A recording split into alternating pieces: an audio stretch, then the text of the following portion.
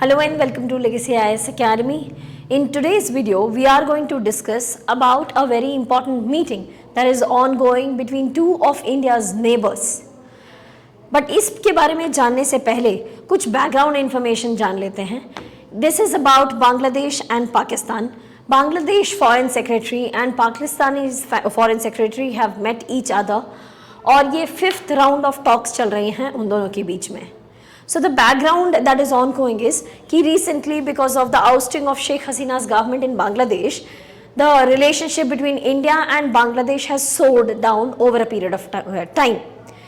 तो बांग्लादेश इसके बाद भी बांग्लादेश के जो इंटरिम गवर्नमेंट हैं के हेड है Mr. Yunus, he has made several very derogatory remarks regarding India, and he had also claimed because Northeast is a completely landlocked region for India, so China along with Bangladesh should talk about giving greater maritime access to the northeastern territory of India.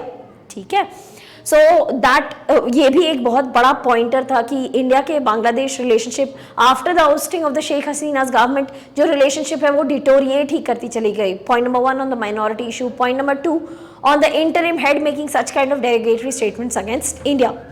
So Bangladesh अभी का जो political clout है of the Indian subcontinent इसको बहुत ही rightly use करना चाह रहा है for its aligning itself to the enemies of India from the Indian subcontinent, or I would still call them not so good friend. That includes Bangladesh, alignment of Bangladesh to Pakistan with China. ठीक है, तो इसी background पर अभी recently Bangladesh के foreign secretary और पाकिस्तान की foreign secretary की बैठक हुई थी.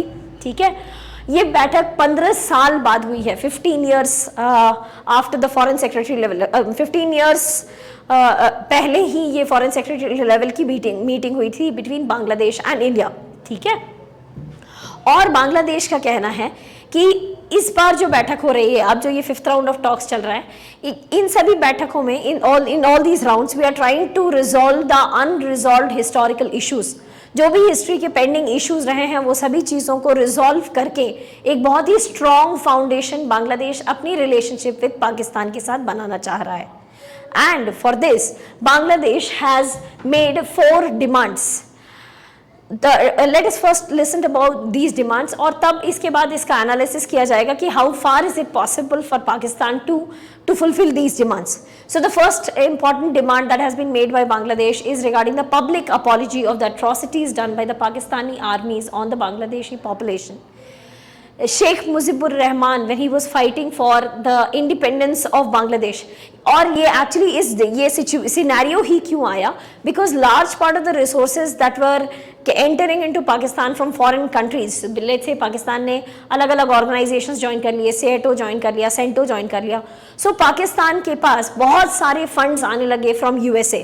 ठीक है, क्योंकि US was looking for alignment of its poles, ये कोल्ड वॉर का टाइम चल रहा था, तो उसमें पाकिस्तान ने क्योंकि अमेरिकन अलाइनमेंट ज्वाइन किया इसलिए यूएस ने पाकिस्तान को बहुत सारे फंड्स दिए. बट ये सारे फंड्स पूरे की पूरे वेस्ट पाकिस्तान में यूज हो रही थी, ईस्ट पाकिस्तान को इसका बहुत ही माइनर शेयर मिल रहा था. ठीक है, प्लस सेकेंडली ईस्ट पाकिस्तान में ना डेवलपमेंट हो पा रहा था क्योंकि फंड्स नहीं फ्लो कर पा रहे थे, और लैंग्वेज को भी कर्व डाउन किया जा रहा था. Bengali as a language was being curb down और उर्दू को ही उस रीजन में प्रमोट किया जा रहा था. धीरे धीरे धीरे धीरे करके बहुत सारे रीजंस कलेक्ट होते चले गए and east Pakistan broke up with west Pakistan, and then we had the state of creation and then we had the creation of Bangladesh on 16th of December 1971. ठीक है, तो ये तो था बैकग्राउंड, और इसलिए भी 16th of December 1971 के बाद शेख मुजीबुर रहमान और उनकी पॉलिटिकल पार्टी का बहुत ही ऑपोजिट स्टैंड रहा है with respect to Pakistan. In general 1971 के बाद से बांग्लादेश का रिलेशनशिप इंडिया के साथ बहुत अच्छा रहा है और बांग्लादेश का रिलेशनशिप पाकिस्तान के साथ बहुत खराब रहा है.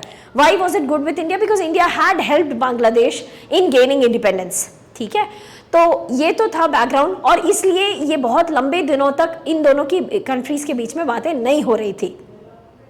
अब बांग्लादेश का कहना है कि आपने जो हमारे साथ उस समय अट्रॉसिटीज किए उसके लिए हमें पब्लिक अपॉलॉजी चाहिए. Bangladesh has demanded public apology from Pakistan for the atrocities that was done in 1971 by the Pakistani army on the Bangladeshi population.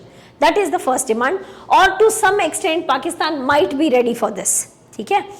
The second demand is 1970 में इस पूरे रीजन बांग्लादेश और उड़ीसा वाले रीजन में एक बहुत ही डेडली साइक्लोन आया था बाय द नेम भोला. ठीक है. और इसके लिए अगेन बहुत सारे फंड्स मिले थे. एज वी डिस्कस कि पाकिस्तान को फंड्स उस समय मिलते थे from America. Pakistan was getting funds because it had joined SEATO and CENTO in 1954 and 1960s itself. तो जो भी फॉरेन फंड्स आए थे उसमें से कुछ भी पैसा पाकिस्तान ने बांग्लादेश और ईस्ट पाकिस्तान को नहीं दिया था. So now Bangladesh is demanding कि जो फंड्स आपने हमें उस समय नहीं दिए वो हमें अभी चाहिए.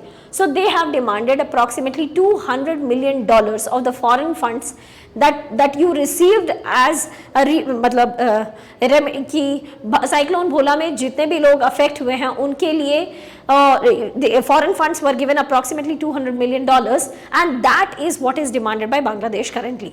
ठीक है. The third demand is $4.3 billion of undivided asset.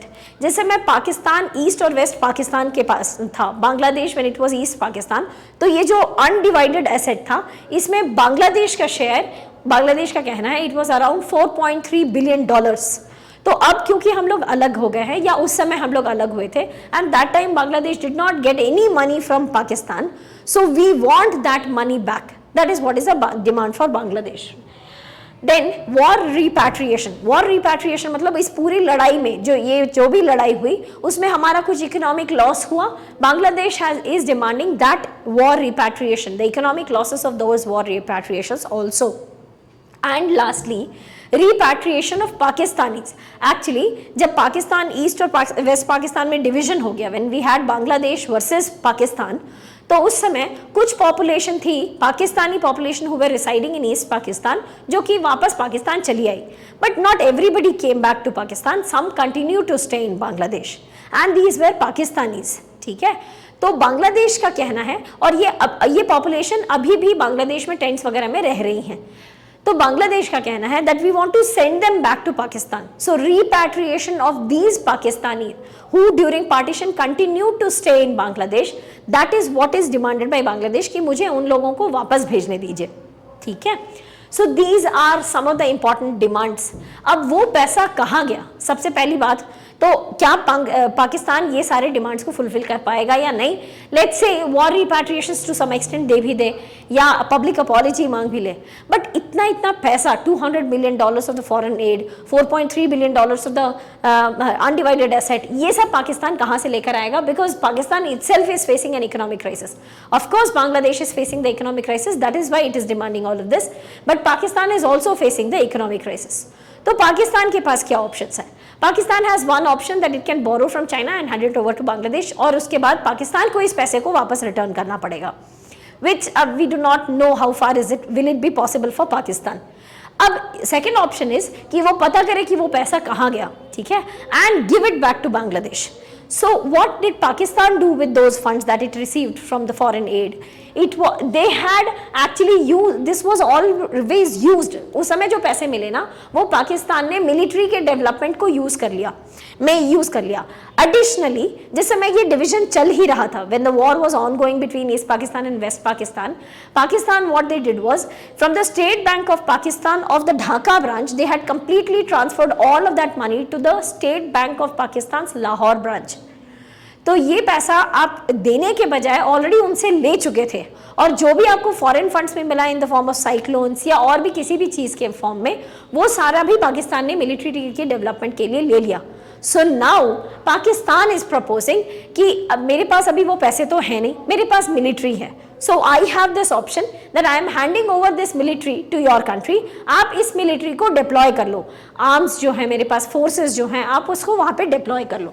So one is कि they are ready to transfer as being discussed in the Pakistani secretariat कि they might be ready to transfer the military aid. That is point number 1. Pakistan का और क्या क्या proposals है? Because not Bangladesh, I would say Pakistan is more interested in Bangladesh currently. It is the Pakistani Foreign Secretary who had visited Bangladesh. ठीक है, तो पाकिस्तान अपना relationship Bangladesh के साथ इंप्रूव करना चाह रहा है और उसके लिए जो जो एफर्ट्स लग रहे हैं वो पाकिस्तान लगा रहा है. So for this Pakistan has also proposed कि हम लोग एक दूसरे के बीच में डायरेक्ट एयर ट्रैवल को रिज्यूम करेंगे. Direct air travel between Pakistan and Lahore and Bangladesh has to be carried out. Plus Bangladeshi goods का पाकिस्तान में बहुत डिमांड है. So they want, Pakistanis want that we should get engaged in trade and commerce, and जितने भी trade barriers हैं between Pakistan and Bangladesh, this should also be removed. These are the proposals that are coming from Pakistan. But ये सब तो proposals हैं. अब तक आप लोग किए क्या हो? What has Pakistan and Bangladesh done so far in improving their trade relationship? The first step is जनवरी 2025 में, इस साल की बिगिनिंग में, शुरुआत में मेमोरेंडम ऑफ अंडरस्टैंडिंग साइन हुई थी between Bangladesh and Pakistan. So what was this memorandum of understanding about? Bangladesh wanted to procure rice on a G2G basis कि पाकिस्तान बांग्लादेश को गवर्नमेंट टू गवर्नमेंट कुछ राइस देगा क्योंकि Pakistan Bangladesh we understood is facing an economic crisis and food crisis. Visa process को simplify कर दिया गया between these two countries और एयर कनेक्टिविटी और वाटर कनेक्टिविटी, मैरीटाइम कनेक्टिविटी इन दोनों कंट्रीज के बीच में डेवलप की गई थी और उसके लिए MOU साइन हुए थे. ठीक है, so far this is what has been done between Pakistan and Bangladesh, and this is how the things are getting unveiled. अब how far Pakistan is capable of paying the war repatriations or paying the whatever be the pending assets that belonged to Bangladesh, जो कि पाकिस्तान ने उस समय नहीं पे किया, वो सब कहाँ तक पाकिस्तान अभी पे करने की capable है, this only history will tell us. ठीक है. So with that we have completed the discussion with respect to the ongoing foreign secretary level discussions between Pakistan and Bangladesh. Let the history decide, or let the communications between the two countries decide how far will they be able to improve their relationship. If you have any doubt, please do let us know in the comment section below. Thank you so much and all the very best.